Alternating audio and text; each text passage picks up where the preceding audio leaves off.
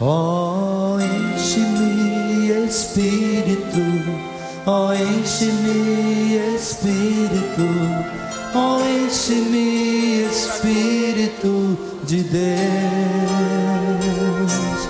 Oh, enche-me, Espírito, oh, enche-me, Espírito, oh, enche-me, Espírito de Deus. Somente você, oh, enche-me, oh, força.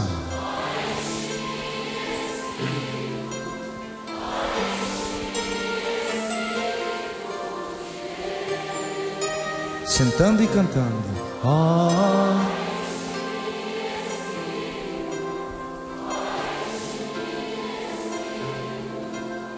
oh, enche-me, Espírito de Deus.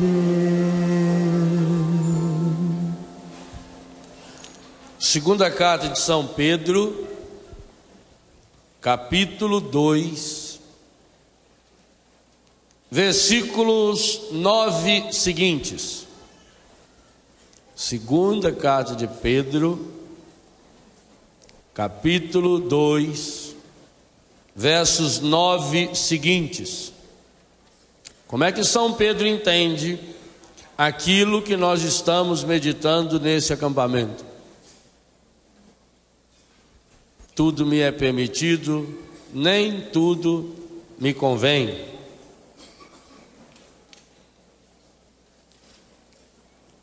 É que o Senhor, diz Pedro, sabe livrar os homens e as mulheres piedosas da provação. Uma palavra otimista para nós. O Senhor sabe, o Senhor pode livrar cada um de nós da provação. E sabe também separar os malvados para castigá-los no dia do juízo. Não se trata de colocar medo nas pessoas, não se trata de fazer ameaças, mas a verdade precisa ser dita. Uma mãe que vê o seu filho caminhando na direção do fogo, por amor, ela vai ter que impedir que ele faça isso. Um pai que vê o seu filho cair na beira de um precipício, se ele tiver um laço na mão, ele joga para salvar o filho. É um ato de violência.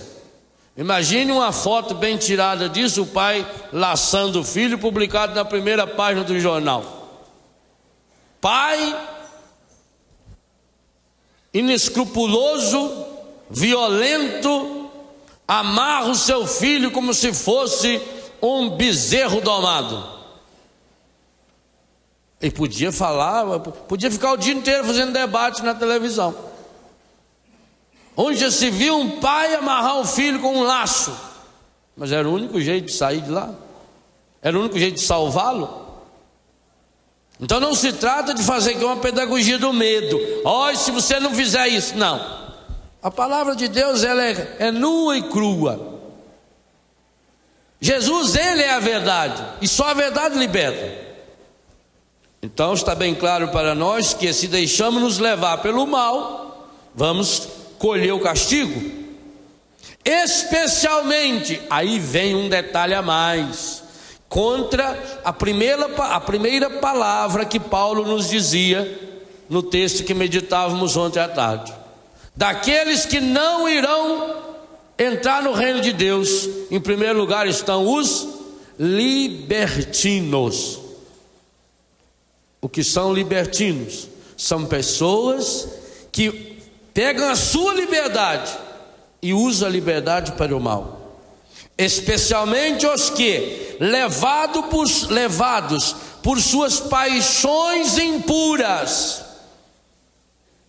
libertinagem, seguem as vias da carne e desprezam o senhorio. E é esse, infelizmente, o mecanismo do pecado em nossa vida. Nós já vamos perceber isso. atrevidos e presunçosos, não receiam blasfemar contra os seres gloriosos. Deus não tem nada a ver com isso. O que Deus tem a ver comigo?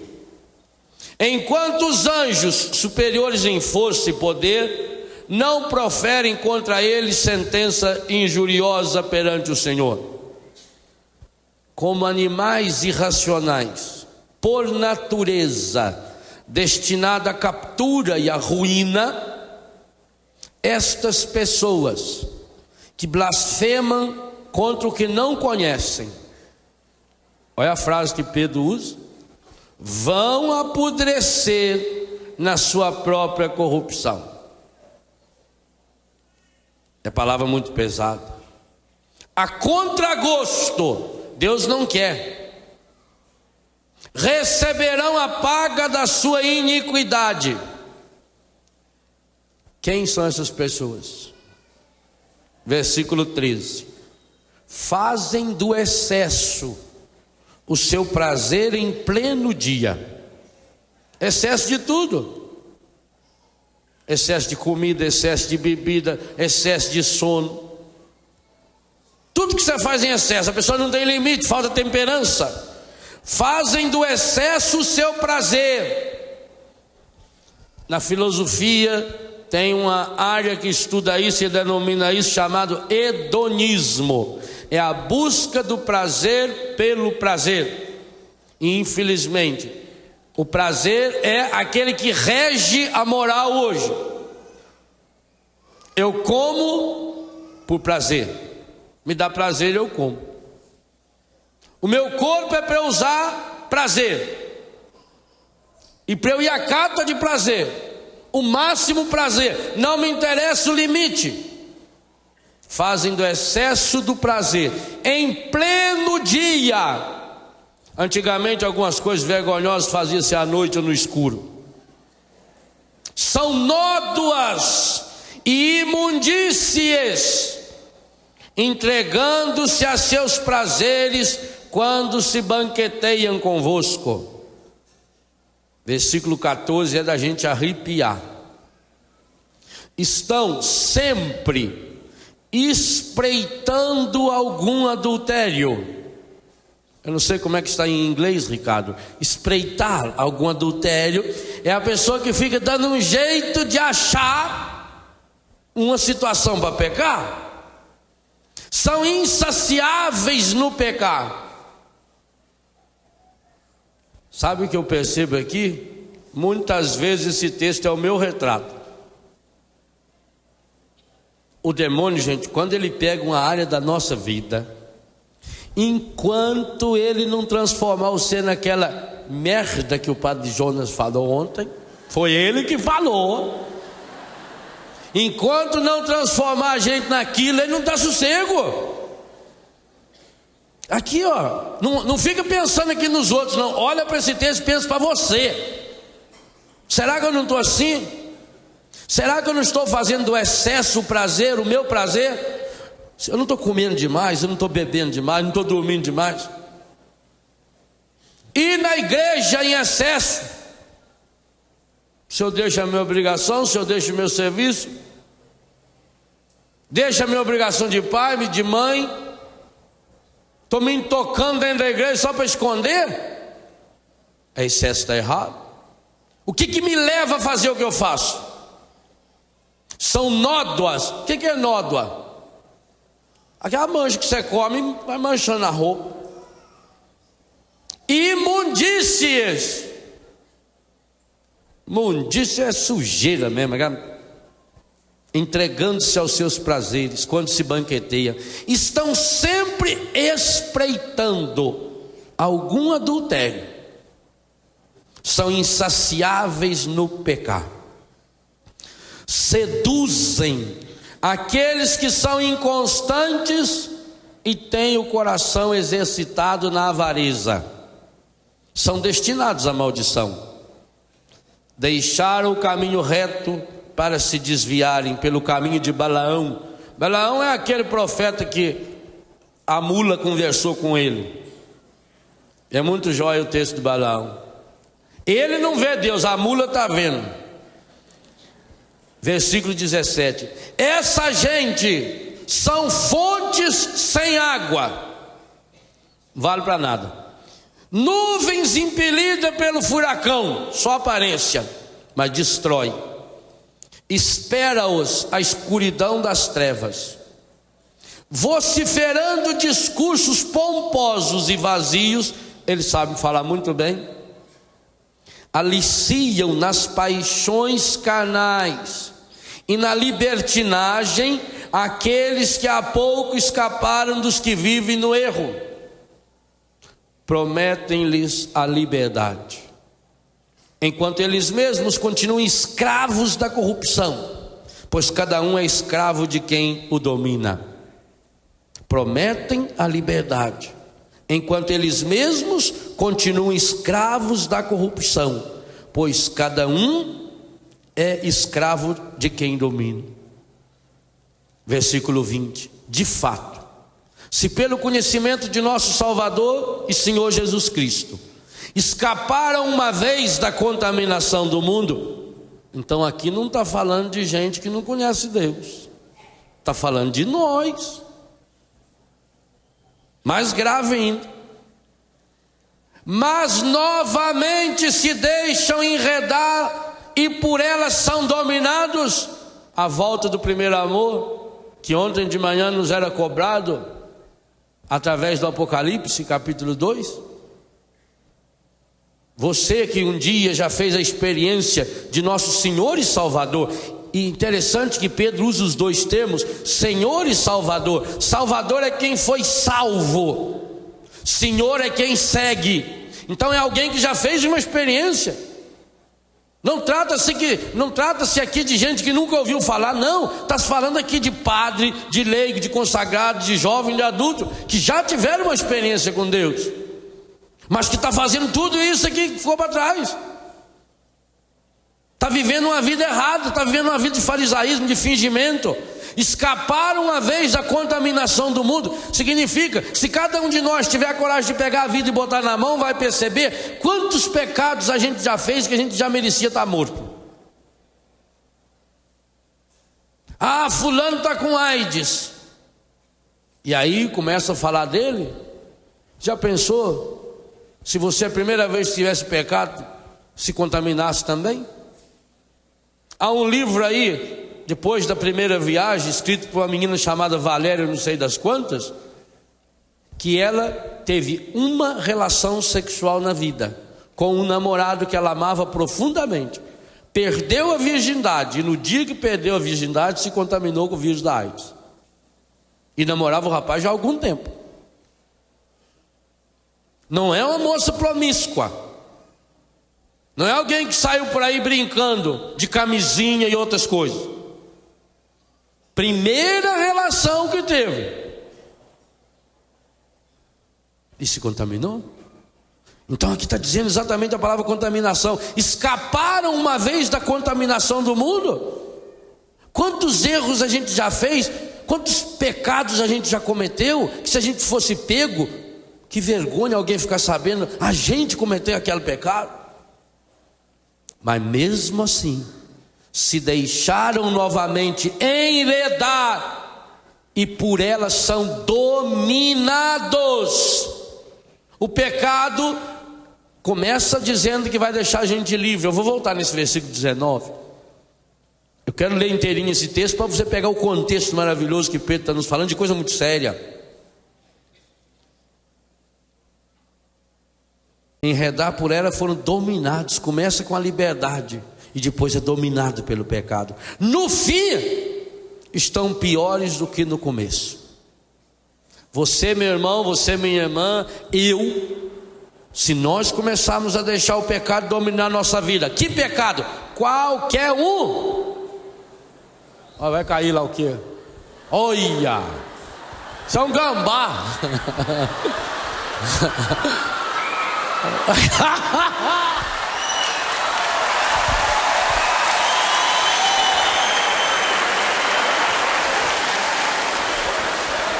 E se ele enfesar, vocês vão sentir cheiro dele. É um gambazinho, gente. Ele quer ouvir a palavra do Senhor. No fim, estão piores do que no começo. Pronto. Melhor seria se não tivessem conhecido o caminho da justiça, do que depois de conhecê-lo, abandonar o santo preceito que lhes foi transmitido. Neles se verifica com verdade o que diz o provérbio. E olha o provérbio que São Pedro usa, é o Papa nos falando. O cão volta para o seu vômito, e a porca lavada tornou a revolver-se na lama. É triste, mas tem que dizer palavra do Senhor. E por que eu disse que é triste, mas tem que dizer palavra do Senhor? É que muitas e muitas vezes a gente gostaria de poder falar só coisas bonitas de Deus para as pessoas, mas não seríamos homens e mulheres da verdade. Muitas e muitas vezes nós também queríamos seguir um Jesus, como alguns Jesus que a gente vê na televisão, testemunho de algumas pessoas. Eu estava desempregado, eu estava doente, e aí eu fui no culto da igreja, e foi tão maravilhoso, eu arrumei emprego, agora eu tenho 3 carros, já tenho um supermercado, glória ao Senhor. Na minha experiência não é assim. A minha experiência, nesses quase 30 anos de busca de Deus, tem sido assim: levanta e cai, levanta e cai, levanta e cai. Às vezes custa para levantar, vai subindo devagarinho, devagarinho. Quando está lá em cima, tchum! É igual o gambá andando no fio ali. Teve a hora que ele ameaçou voltar, mas foi. Há situações difíceis, por quê? Por uma coisa muito simples. Tudo aquilo que a gente busca conseguir ou evitar, não está lá, não está lá, não está lá, não está lá, está aqui. Não adianta eu querer fugir. John Lennon já dizia: não se drogue por não ser capaz de suportar a sua própria dor. Eu estive em todos os lugares do mundo, só me encontrei em mim mesmo. Não adianta. O Deus que eu busco não está lá, está aqui. E aquelas coisas exteriores são convites de Deus para que eu me encontre com Ele aqui. A grande libertação que precisa acontecer em nossa vida está aqui. O pecado não vem de fora, o pecado nós estamos carregando ele dentro de nós. Porque o processo dele é isso que Pedro falou, e Pedro falou por experiência. Primeiro ele nos promete uma liberdade, versículo 19, releia-o. Promete-lhes a liberdade, enquanto eles mesmos continuam escravos da corrupção, pois cada um é escravo de quem o domina. A minha pergunta hoje, nessa manhã, é: quem me domina? Eu sou livre. Será? Quantos de nós está carregando uma mágoa que me domina, que me aniquila, que mata? Uma impureza, começou, liberdade. O pecado é sempre assim. O que o pecado nos oferece para nos seduzir? Liberdade. Você pode fazer isso, você pode fazer o que você quiser, o corpo é seu, o que tem? Isso aí é coisa dos padres antigos, isso aí é coisa de gente antiga. Imagina, foi Deus que colocou. Eu não pedi. Para que Deus me deu? Sou livre. Tá, concordo que não pode, por exemplo, estar fazendo com qualquer um, mas a gente se ama. A Bíblia diz: Deus é amor. Se Deus é amor, a gente se ama, então a gente está fazendo é Deus. Uma lógica fabulosa. O que tem? Não é assim que o pecado vem? Ele vem seduzindo, ele vem, e você vai indo. Livre. O pecado, em primeiro lugar, me dá liberdade. Todo pecado, no começo, é sinônimo de liberdade. Sou livre, eu posso fumar. Na nossa época, quando aprendemos a fumar, há 30 anos atrás, fumar era liberdade. Era sinal que você era adulto. A televisão mostrava as mulheres, mulher livre, mulher culta, mulher inteligente, é mulher que fumava em público. Isso era uma mulher, tinha maço de cigarro especial para mulher, com nome feminino, tinha ela, não sei o que mais, desenhadinho com flor. Era coisa fina, coisa chique. Graças a Deus está mudando isso hoje, é liberdade. Droga era liberdade. O demônio é terrível. A droga pegou-nos, a juventude brasileira dos anos 60, dos anos 70, e pior que continua até hoje assim. Por quê? Porque vivíamos a repressão militar. Nós estávamos no golpe de 64.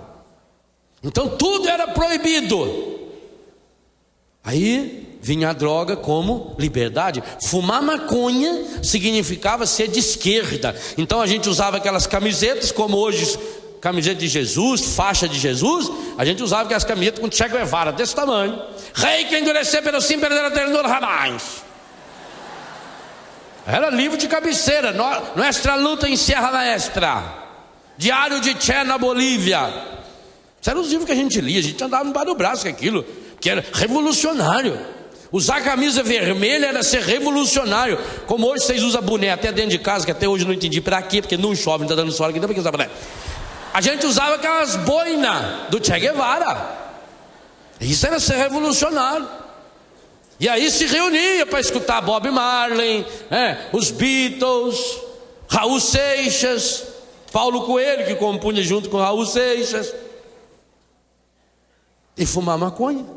Era livre, era sinal de liberdade fumar maconha. Cocaína era só para gente muito rica. E aí acabou a repressão militar. E aonde estavam os líderes daquela época? Tinham acabado também. E pior que o mundo evoluiu tanto nesses 30 anos, menos o nosso jovem, menos o nosso adulto, continuou escravo e preso. Hoje escravo e preso de coisas muito menores. A droga era liberdade, o sexo era liberdade. Woodstock, o grande festival, e daí Rock in Rio, por exemplo, era liberdade. Vinha essas bandas de rock internacional, fala da liberdade, sexo livre, paz, a geração paz e amor. A roupa era sinal de liberdade. Tinha até uma música que cantava assim: liberdade é uma calça velha, azul e desbotada, que você pode usar do jeito que quiser, não usa quem não quer. É stop, né? Liberta o cinto, uma coisa assim nada. Era um sinônimo de liberdade. Então botar uma calça jeans era liberdade. Fumar droga era liberdade. Fazer sexo era liberdade. Tinha menino então nem se falava, que tinha vergonha de dizer que era virgem. Vergonha. Se era, não contava. Mentia. Você já teve? Eu já não quero falar não. Mentia. A gente tinha colega que às vezes, depois que tomava uma cerveja, só tem uma coisa para contar para você: eu tenho tanta vergonha, eu sou virgem. Rapaz, tinha vergonha, mas onde se viu falar isso? Então, isso era ser preso, isso é ser retrógrado, isso é ser quadrado, isso é ser do passado. Imagina, liberdade é fazer o que você quiser. Então o pecado no começo é liberdade. Eu sou livre, eu mando em mim. O meu corpo é meu, dinheiro é meu, eu faço o que eu quiser. Eu posso usar droga, eu posso fumar, eu posso beber, eu posso transar, eu posso viajar, eu vou acampar. Acampar era liberdade absoluta. Imagina uma menina que fosse acampar com um namorado. Meu, que mãe e pai maravilhoso, que cabeça maravilhosa. Liberdade, isso que é confiança, isso é o modelo de pai e de mãe. Como hoje também a televisão está dizendo, a mãe deve se preocupar com a sexualidade de sua filha. Dê para ela uma caixa de camisinha.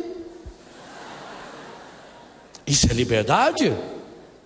A moça, imagina, a moça hoje evoluída, ela carrega o preservativo no bolso, porque vai que precisa.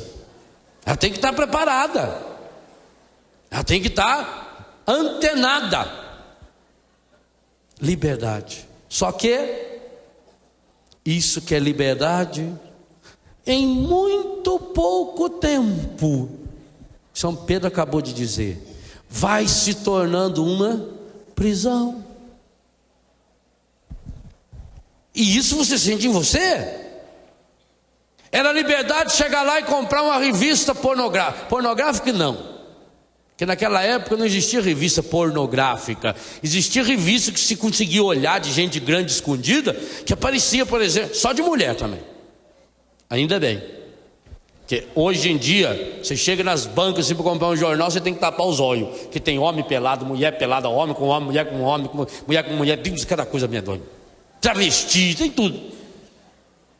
Então a revista era umas moças seminuas de costa, punha a mão assim, aparecia aquele beirinha do seio.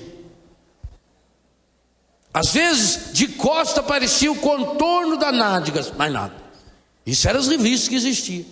Aí você via aquilo, a liberdade de ver aquilo. Aí depois você percebia que aquela revista tinha um poder. Aquela mulher saía do papel e entrava dentro de você. Encardida é terrível. E aonde você ia, aquela mulher estava junto. Você ia na igreja rezar, você estava rezando Ave Maria cheia de graça, de repente estava a dona lá. Nossa. Não é verdade isso? Olha o poder do pecado, entra dentro da gente. Aquilo cria vida. E a força que aquilo tem de te amarrar. Aquele cigarro que era liberdade, agora ele que manda em mim. Meu Deus do céu, eu quando chegava de noite, que eu olhava meu maço de cigarro, que tinha 2, 3 ou 4 cigarros, e eu começava a ficar nervoso. E aí eu fumava aquilo tudo de nervoso, com medo de acabar. E era assim, ai meu Deus, vou ficar sem cigarro, porque aí eu vou acordar de noite, vou sentir vontade de fumar. Aí eu fumava outro. Nossa, o que eu vou fazer? Eu vou ficar com vontade de fumar. Aí eu fumava outro. Vai ficar desesperado? Como eu vou viver sem você? Você conversava com o cigarro, você parece que estava ficando doido. Aliás, uma das características da pessoa doida, ela fala sozinha. Você no pecado fala sozinho, e conversa com o pecado. Quer ver a pessoa com raiva, ela passa o dia inteiro falando sozinha. Fala, não, ela quer chegar. Hoje ela quer chegar, vai ver. Eu falo, eu não vou ter que tentar ela. Isso aí não é certo. A pessoa está ficando miruta já. Está falando sozinho. O homem foi internado no hospício, doido, e ele ficava falando sozinho. Aí o médico ligou para a mulher dele. Falou, escuta, quando ele estava aí na sua casa, ele já falava sozinho? Ela falou, não sei, porque quando ele estava sozinho, eu nunca estava junto com ele. Então, como é que eu falei, pior, tá pior que ela, pior. Ele está ótimo, pode levar já, sarou, tá aqui uma beleza. Ele fica falando sozinho. O pecado faz isso, ele vai junto com você. Ele entra dentro da sua cabeça.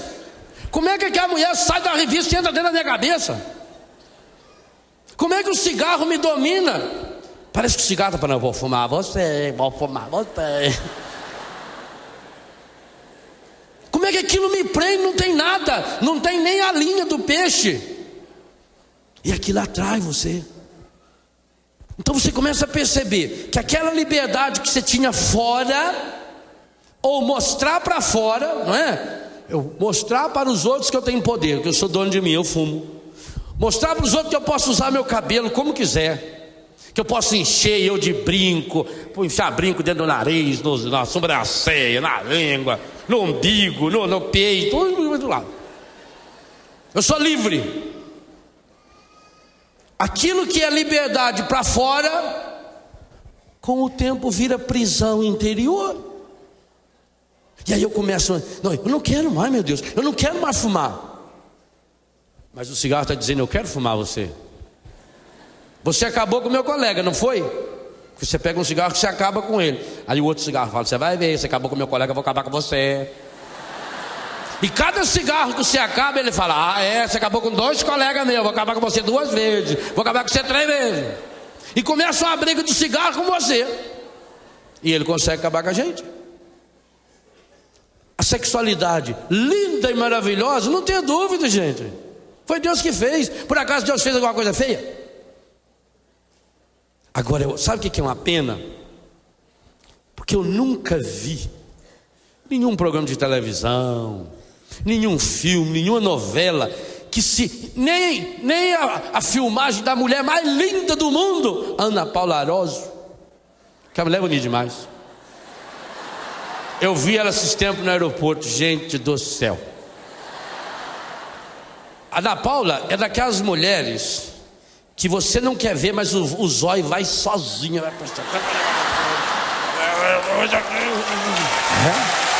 Ela é linda. Eu estava lendo o jornal dizia para eu ver ela. Falei, mas só saber eu aqui, né? Ela é linda. Mas eu nunca vi nem a mulher mais linda, nem a Ana Paula Arósio refletir 1/1000 da beleza que é a sexualidade segundo Deus. Não tem coisa mais bonita que a sexualidade segundo Deus. Não tem livro no mundo que fala de sexo como fala a Bíblia. Pode ler, olha que eu já li bastante. Minha biblioteca tem um pouquinho de livro. Nenhum fala. A Bíblia olha para o sexo com uma adoração teológica. Leia com calma o primeiro capítulo da Bíblia. Não precisa ler a Bíblia inteira, não, basta ler o primeiro capítulo. Quando Deus vai fazer o ser humano, você pega Gênesis capítulo 1, versículo 1 até o 25, você vai ver que tem uma lógica na Bíblia. E Deus disse, faça-se a luz, e a luz se fez. E Deus disse, faça-se. E todo o universo, o macro e o microcosmos é feito pela palavra criadora do Pai. É singular. E Deus disse, faça-se. Deus faz, está feito. Quando chega na hora de fazer o homem e a mulher, não. Muda tudo. Versículo 26, tudo. Primeira coisa que o Pai faz, ele chama o Filho e o Espírito Santo. Para fazer o universo inteiro, o Pai, pela força da palavra, que é Jesus, no sopro do Espírito, cria o universo. Mas na hora de fazer o ser humano, tem a reunião dos 3. O Pai, o Filho e o Espírito Santo. E juntinho, eles falam juntos, treinaram, eles ensaiaram, eles treinaram. Era solene. Juntinho, 1, 2, 3. Façamos, olha, o ser humano a nossa, do Pai, do Filho e do Espírito Santo. E aí então chegou o serviço do Pai.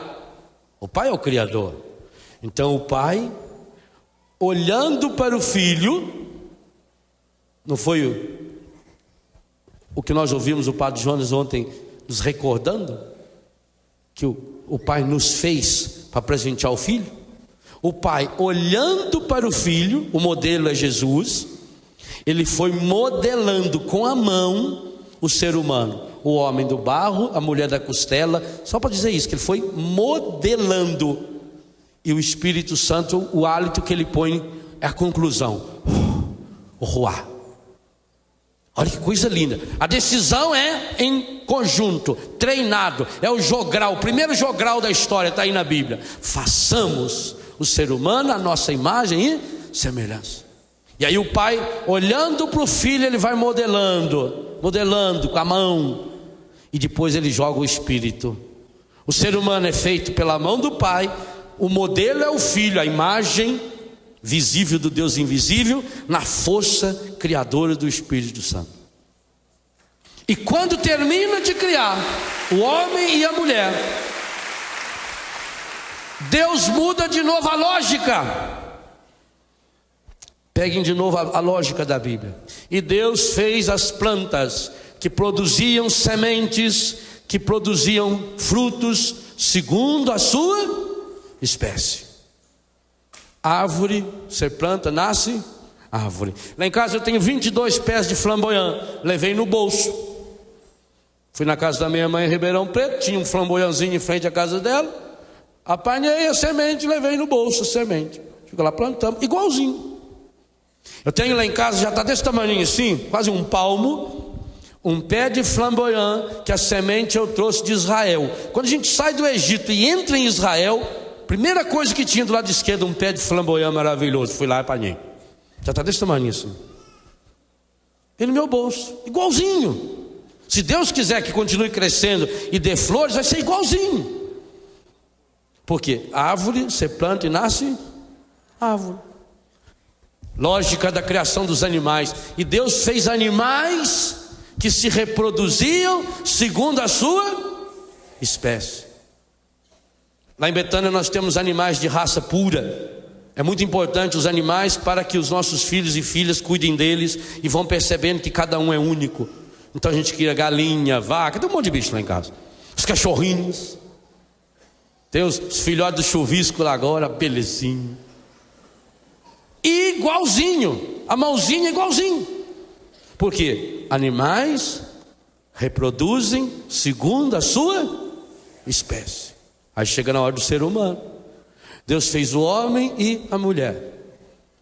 E colocou o homem e a mulher junto para que se reproduzissem segundo a sua espécie? Não.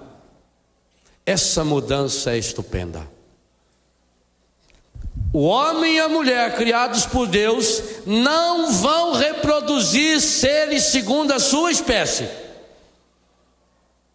Mas o homem e a mulher vão reproduzir imagem e semelhança de... Ou seja, o ser humano não se reproduz. O ser humano reproduz Deus. Isso é sério e bonito demais. A sexualidade não é fazer outro. Esse filho que está no seu colo não é seu filho. E não é porque foi trocado na maternidade. É dela. Nem dela. Quando eles se uniram numa relação sexual, ali estava... E por isso você pensa bem, presta bem atenção como é que a Bíblia entende a sexualidade. Quando você, homem e mulher, se une para ter a santa, linda, maravilhosa, e por isso tem que ser o ato mais prazeroso que o ser humano deveria ter, porque para reproduzir Deus. Quando o homem e a mulher se unem, estão reproduzindo Deus, mesmo que não tenham filhos naquela união. Isso é dogma da nossa fé católica, isso está no catecismo, isso está no direito canônico. O ato sexual ele é unitivo e procriativo. Primeiro é unitivo, primeiro ele une, e por isso ele dá prazer, por isso ele dá alegria. A reprodução de Deus se faz, o prazer sexual, a alegria de um encontro do homem e da mulher, ele já é reprodução do amor, da alegria do Pai, do Filho e do Espírito Santo. Jesus usou esse termo bem concreto, quando ele disse: digo-vos essas coisas, para que a minha alegria esteja em vós e a vossa alegria seja completa. Na tradução correta é: para que o meu gozo esteja em vós e o vosso gozo seja pleno, seja completo. Então olha, por que a igreja, por que a Bíblia olha para a sexualidade como aquilo que precisa ser o mais sagrado? Porque não é um encontro qualquer, gente. Ah, é físico. O corpo é a obra-prima das mãos de Deus. Ele modelou. Ele que fez com a sua mão, olhando para o Filho, na força do Espírito. Por isso a Bíblia não tem medo de dizer, olha o absurdo que a Bíblia diz, mas não tem medo de dizer: você sabia que o seu corpo é templo onde habita Deus? A Bíblia diz isso. É muita coragem da Bíblia poder dizer um trem desse, porque o homem que escreveu isso sabia muito bem que ele tinha problema. São Paulo, por exemplo, que escreveu isso 3 vezes, ele disse: eu tenho um espinho na minha carne. Ele disse em Romanos 7: eu quero fazer o bem e faço o mal, não faço o bem que quero, faço o mal que eu não quero. Ele escreveu isso. É como um espinho de Satanás. Ele conhecia a sua fraqueza, mas não teve medo, porque foi inspiração de Deus dizer: você sabia que o seu corpo é templo onde habita Deus?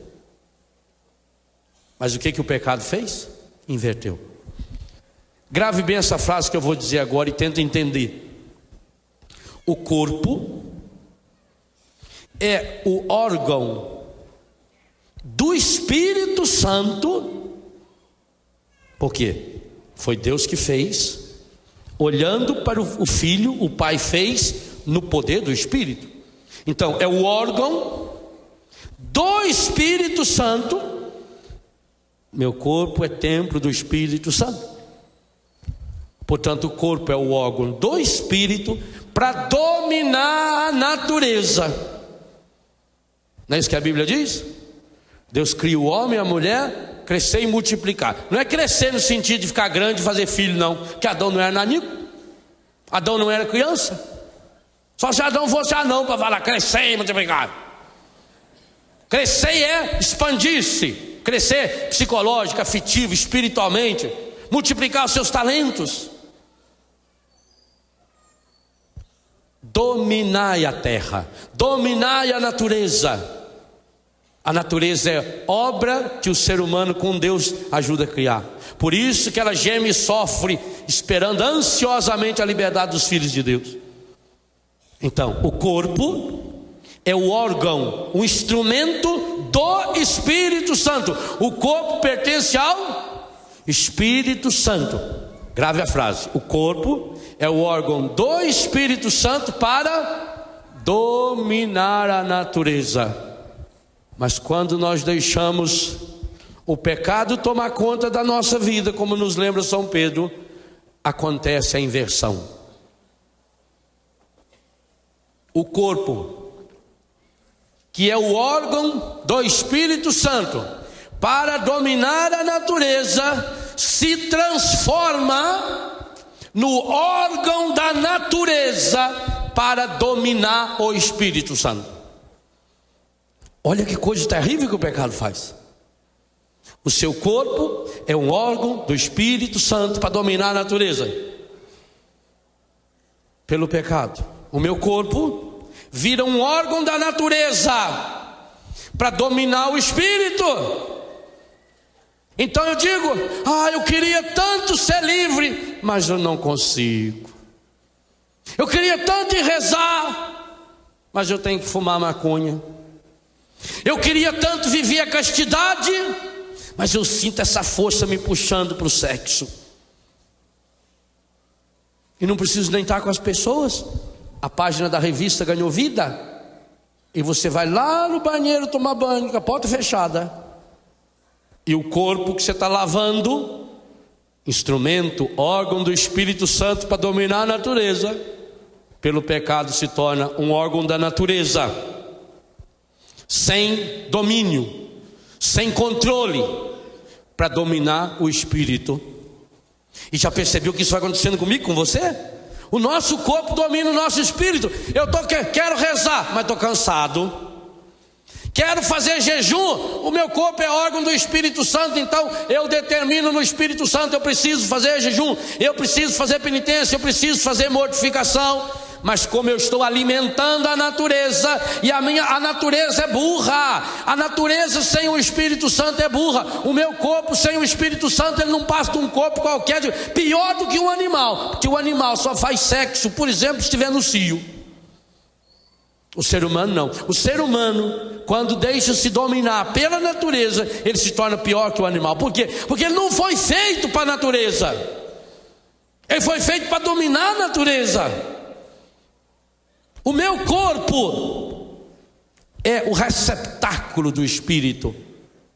O ser humano não reproduz ser humano, o ser humano reproduz Deus, um Deus que se humilha.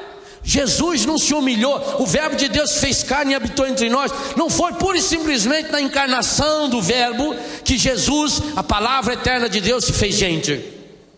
Deus se faz gente em você, no seu corpo, no meu corpo, no nosso corpo. Por isso que nós temos que tomar uma decisão. Não vou mais pecar, porque o mundo vê as aparências, mas Deus vê o meu coração. E por que eu não quero mais pecar?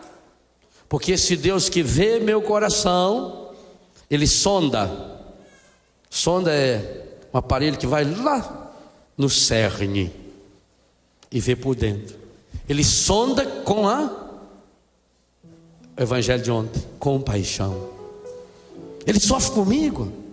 Meu irmão, cada vez na vida que você cometeu um pecado contra o seu corpo, que eu cometi um pecado contra meu corpo, gula, impureza sexual, droga, álcool, cigarro, excessos, eu levei Jesus a pecar comigo. É terrível. Por isso São Paulo diz aí nesse texto que nós estamos meditando nesse acampamento: você sabia que quando você une o seu corpo com uma prostituta, você forma com ela uma só carne? Por que tantas pessoas são infelizes? Porque são despedaçadas. Formou uma só carne já com quantas mulheres, com quantos homens, com quantas pessoas ao longo da vida? Você foi arrancando pedaço seu e largando pedaço. O mundo olha para nós com prazer, querendo sentir sensações físicas. Deus não. Ele nos sonda por dentro com a compaixão. Ele sofre junto. E só Ele sabe qual é o tamanho da dor que você sente. Então eu convido você nessa manhã, fala da sua dor para Ele. Fala dessa dor que você sente. A primeira grande dor que a gente tinha que ter sentido profunda em nós é a dor de saber que com o meu pecado eu estou crucificando de novo Jesus Cristo. Mas não só naquela cruz, aqui no meu corpo eu crucifico Jesus. Cada vez que eu acendo um cigarro, cada vez que eu bebo uma cachaça, cada vez que eu me prostituo, eu estou levando a imagem e semelhança de Deus, empacotando o mais precioso dom da criação de Deus e entregando de mão beijada na mão do inimigo. E quando a gente vê, essa é a tristeza que o pecado tem que causar em nós. Eu não tenho que ficar triste porque o meu pecado pode me causar algum mal, porque o meu pecado pode me causar uma doença. Não, a minha grande tristeza tinha que ser: com o meu pecado eu estou levando Jesus Cristo a pecar. Isso é terrível. Mas ao mesmo tempo é a nossa sorte, porque esse Deus que nos sonda, Ele nos sonda com a misericórdia, com a compaixão. Ele sabe qual é o tamanho da dor que você está sentindo. Ele sabe qual é a dificuldade maior que você está vivendo hoje. Ele sabe o tamanho do seu sofrimento. E Ele não estica a mão para te apontar. Ele estende a mão para te chamar, para te curar, para te tocar. Deus vê o coração, sonda com a compaixão e sabe o tamanho da sua dor. Ele não pode pôr limites no seu amor, pois sabe até onde vai todo pecador.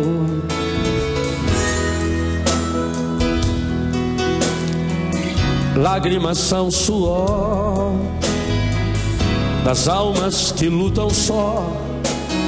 Só Deus pode entender o que lhe causa dor.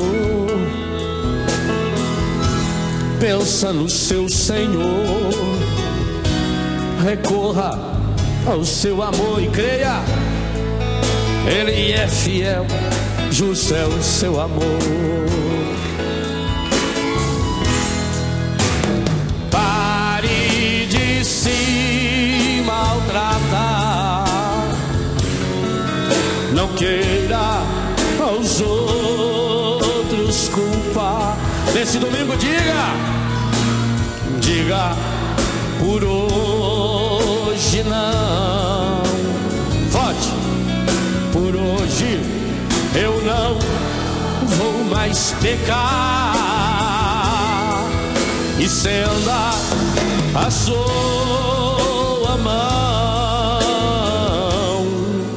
e abra o seu coração. Volta pro seu Senhor e se abra a restauração com Cristo.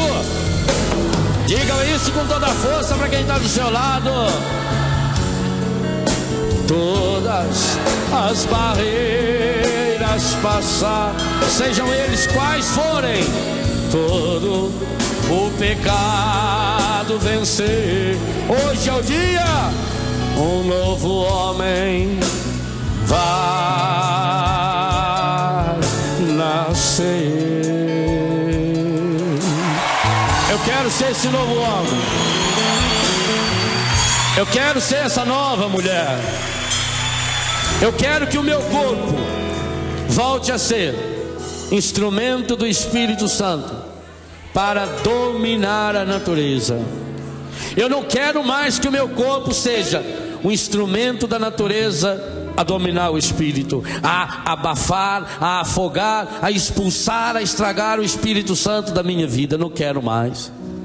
Eu não quero mais que a partir de hoje meu corpo seja instrumento da natureza, instrumento do pecado para dominar o espírito. Eu consagro hoje, nessa manhã, o meu corpo como instrumento do Espírito Santo para dominar todo e qualquer pecado. Eu não vou deixar mais nenhum pecado dominar meu corpo.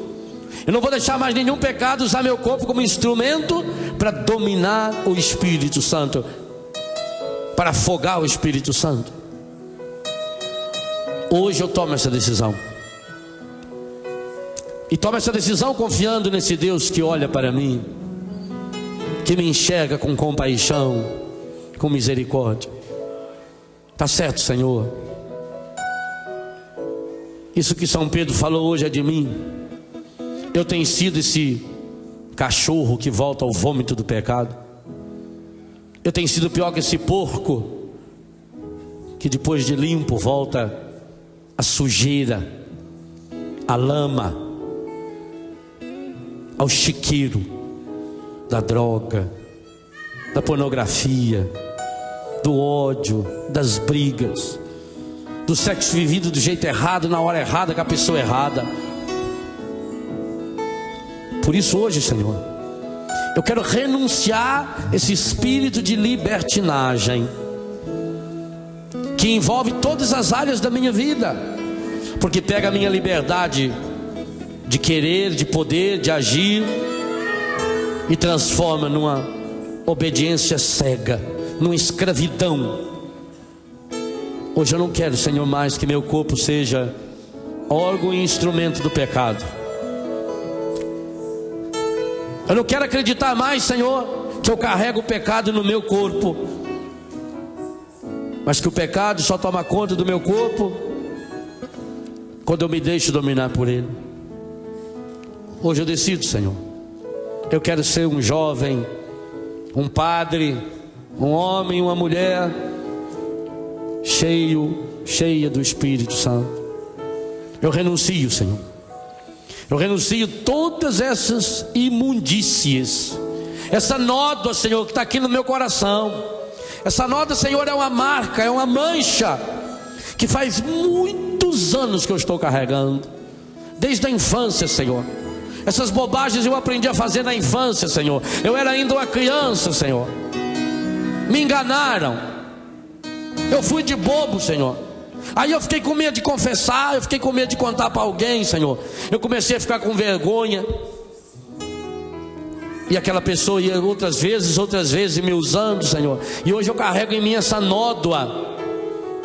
Eu tenho essa tendência homossexual, eu tenho essa tendência lésbica, eu tenho essa tendência pornográfica, eu tenho essa tendência de adultério. Eu não consigo viver a pureza, Senhor. Eu estou com essa nódoa aqui dentro, Senhor, desde a minha infância. Eu tinha lá 6, 7, 8, 10 anos, eu não me lembro, Senhor. Eu nem me lembro direito como foi que essa nódoa ficou no meu coração, no meu corpo. Mas hoje eu jogo essa nódoa no seu coração, Senhor, porque eu acredito na tua palavra. Eu sei que tu sondas o meu coração com compaixão. E eu sei que essa nódoa, Senhor, o Senhor já morreu por ela também na cruz. Hoje eu quero tomar posse dessa graça, Senhor. Eu quero de fato que hoje seja o primeiro dia do resto da minha vida.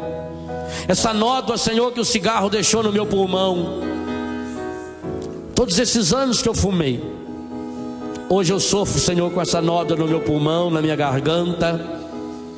A minha respiração é pesada. As minhas cordas vocais, Senhor, estão calejadas. Eu tenho essa infecção na laringe, no esôfago, no estômago. Meu intestino não funciona direito, Senhor. Eu tenho essas varizes. E eu sei que porque eu fumava, porque meu pai fumava, ou minha mãe fumava, meu avô fumava. Eu sei que tanto tempo vem, Senhor, mas eu sei que o seu poder é maior, e que só o seu sangue pode lavar essa nódoa, Senhor. Que o único produto que tira essa nódoa do meu coração é o seu sangue. Então eu peço, Jesus, nessa manhã, derrame sobre mim o seu sangue precioso. Lava, Senhor, lava esse meu coração imundo, cheio de nódoa, cheio de mancha. Senhor, eu tenho manchas no meu corpo que ficaram do uso das drogas. Eu picava, eu baqueava, Senhor, com seringa. Eu tenho manchas, Senhor, nos meus dentes, nas minhas gengivas, nos meus olhos, no contorno dos meus olhos, porque eu usava essas drogas, Senhor. Lava, Senhor, também essas manchas, essas nódoas, essa imundície com o seu sangue. Derrama essa água viva do Espírito sobre mim de novo, Senhor. Oh Pai, tu que me teceste no seio da minha mãe, que colocou dentro de mim o sangue de Jesus e derramou sobre mim a água viva do Espírito Santo, para que eu viesse à vida. Refaz hoje, Senhor, esse homem velho, essa mulher velha, Senhor, estragada. Eu tenho 15 anos, eu tenho 18 anos, eu já estou velho, Senhor, porque eu estou tudo cheio de mancha, de nódoa. Eu às vezes até me preocupo com alguma mancha que apareça por fora do meu corpo, Senhor, mas as piores são essas que estão lá dentro. Lava, Senhor, lava essa minha imundície, Senhor. Lava essa sujeira da minha alma. Limpa essas manchas que ficaram, Senhor, dos meus vícios, dos meus pecados. Eu confio, Senhor. Eu me entrego a Ti, Senhor.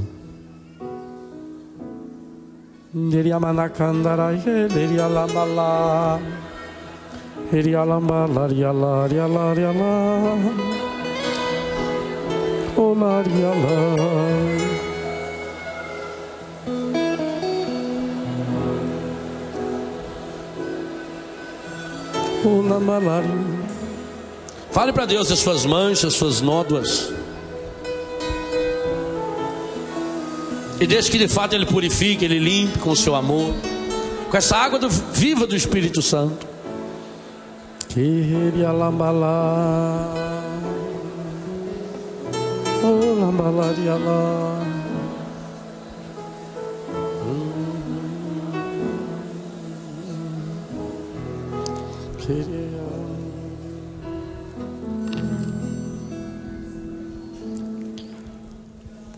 Deus vê o coração, sonda com a compaixão e sabe o tamanho da sua dor. Ele não pode pôr limites no seu amor, pois sabe até onde vai todo pecador. Lágrimas são suor das almas que lutam só. Só Deus pode entender o que lhe causa dor. Pensa no seu Senhor, recorra ao seu amor e creia, Ele é fiel, justo é o seu amor. Pra valer. Pare de se maltratar, não queira aos outros, não adianta nada. Toma a decisão e diga hoje. Diga, por hoje não, por hoje eu não vou mais pecar. Estenda a sua mão e abra o seu coração. Volta pro seu Senhor